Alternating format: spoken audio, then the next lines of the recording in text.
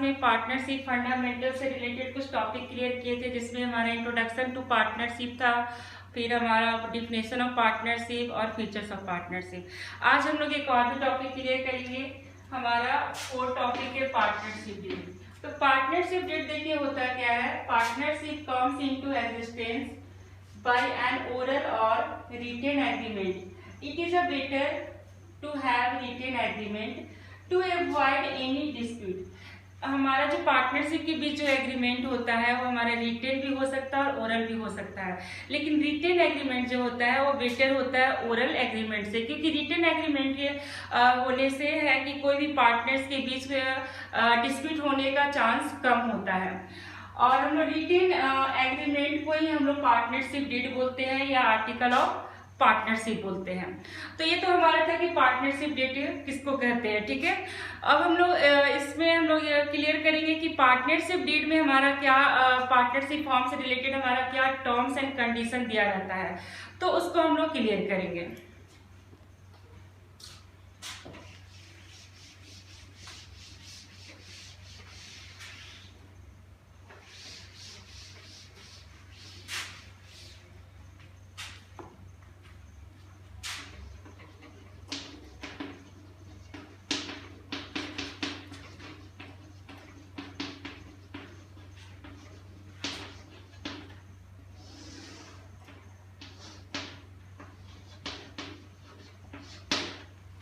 Contents of partnership deed.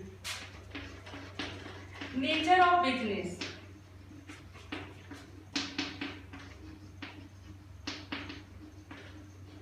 किस तरह का बिजनेस है। बिजनेस हमारा लॉफुल होना चाहिए यानी लीगल होना चाहिए।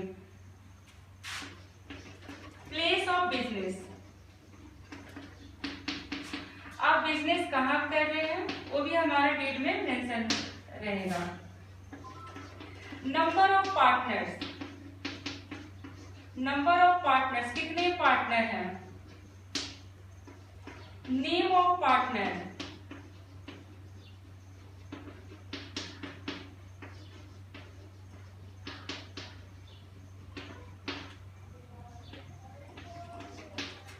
Contribution of partner,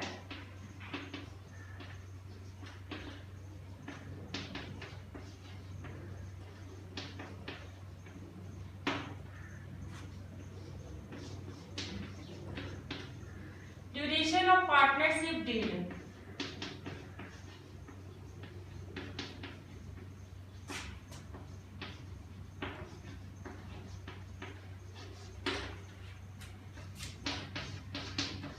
rate of interest on capital,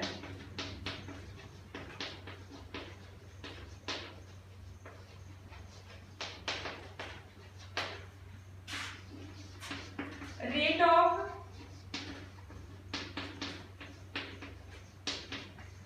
interest on drawing,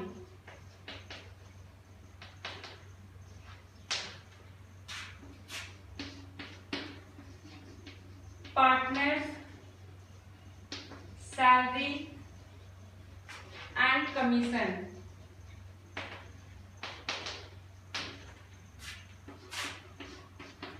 rate of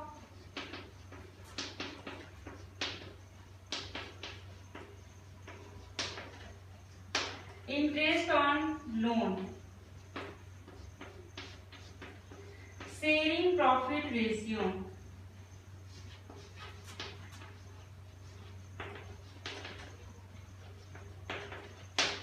ये सब हमारा डीड में गिवन रहेगा।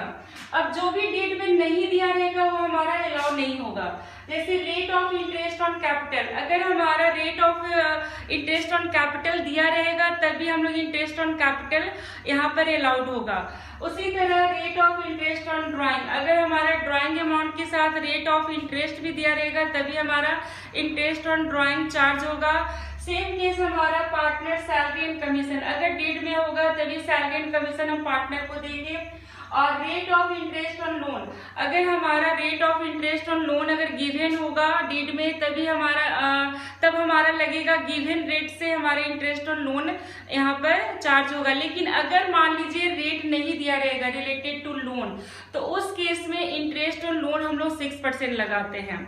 तो अगर क्वेश्चन में हमारा लोन दिया हुआ है या डीड में, अगर हमारा डीड में लोन दिया हुआ है तो हम लोग को देखना होगा कि उससे रिलेटेड हमारा रेट कितना परसेंट दिया हुआ। अगर रेट नहीं दिया हुआ है तो आपको लोन पर 6% इंटरेस्ट लगाना होगा, और अगर रेट दे दिया है तो जो रेट दिया है उसी रेट से इंटरेस्ट ऑन लोन आपका चार्ज होगा या अलाउ होगा।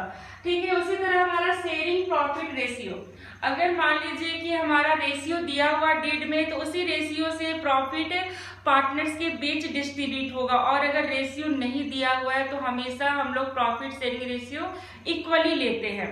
तो ये सब हमारा डीड में terms and condition related to partnership form हमारा गिवन होगा। और इसमें और भी हमारा पार्टनरशिप फॉर्म से रिलेटेड हमारा कुछ टर्म्स और कंडीशन दिया रहता है, जैसे कोई पार्टनर एडमिट हुआ या रिटायरमेंट हुआ या कोई पार्टनर डेथ कर गया या पार्टनरशिप फॉर्म हमारा डिसॉल्व हो गया। तो सारा टर्म्स एंड कंडीशन हमारा डीड में ही मेंशन होता है, हम लोग डीड को ही फॉलो करते हैं। तो ये तो था कि हमारा पार्टनरशिप डीड होता क्या है और डीड में क्या क्या हमारा कंटेंट्स दिया रहता है। अब हम लोग नेक्स्ट क्लियर करेंगे नेचर ऑफ पार्टनरशिप।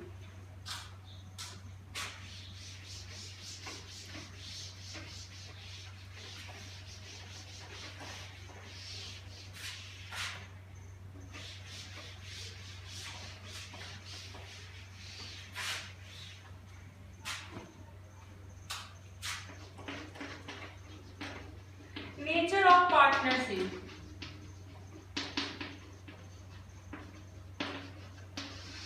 ये हमारा 5th टॉपिक है।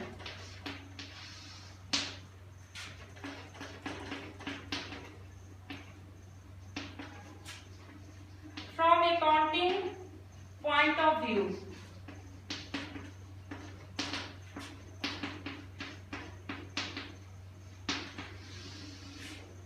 अकाउंटिंग पॉइंट ऑफ व्यू से हम लोग देखेंगे तो पार्टनरशिप फॉर्म और पार्टनर जो होते हैं सेपरेट होते हैं।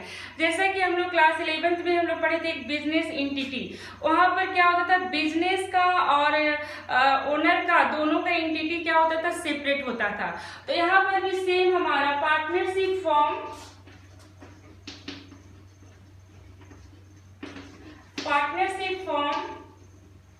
And partners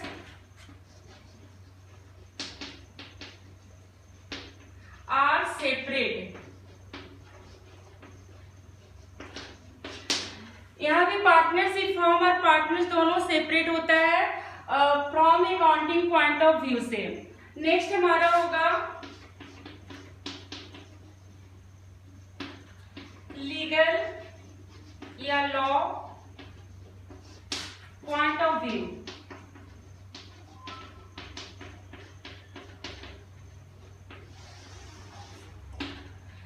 from legal point of view से हम लोग अगर देखेंगे तो पार्टनरशिप फॉर्म और पार्टनर्स दोनों सेम होता है। यहाँ पर एक एग्जांपल से हम लोग समझते हैं, अगर मान लीजिए कि पार्टनरशिप फॉर्म के ऊपर बहुत ही लोन है, लायबिलिटी है, या वो फॉर्म हमारा इंसॉल्वेंट हो गया है, तो उस केस में हमारा जो भी फॉर्म का लोन है पार्टनर को भी पे कर सकता है, यानी पार्टनर अपना पर्सनल एसेट्स को भी बेच करके फॉर्म का लायबिलिटी को पे कर सकता है। यानी इस केस में हम लोग कह सकते हैं कि पार्टनरशिप एक्ट 1932 एक्ट वाले पार्टनरशिप में सभी पार्टनर्स का जो लायबिलिटी होता है अनलिमिटेड होता है। और एक हमारा एक और भी पार्टनरशिप अभी आया है न्यू पार्टनरशिप, जिसको हम लोग बोलते हैं limited liability partnership. Limited liability partnership में सभी पार्टनर का लायबिलिटी जो होता है लिमिटेड होता है। यानी हमारा जो लिमिटेड लायबिलिटी पार्टनरशिप एक्ट 2008 में सभी पार्टनर को अपना पर्सनल एसेट सेल करना नहीं होता है, लेकिन 1932 एक्ट पार्टनरशिप फॉर्म में अगर पार्टनर्स या फॉर्म के ऊपर अगर कोई लायबिलिटी है तो उस केस में सभी पार्टनर अपना पर्सनल एसेट्स को भी बेचे कर लायबिलिटी को पे कर सकते हैं। और ऐसा हमारा लिमिटेड लायबिलिटी पार्टनरशिप में नहीं होता, वहां पर सभी पार्टनर्स का लायबिलिटी लिमिटेड होता है।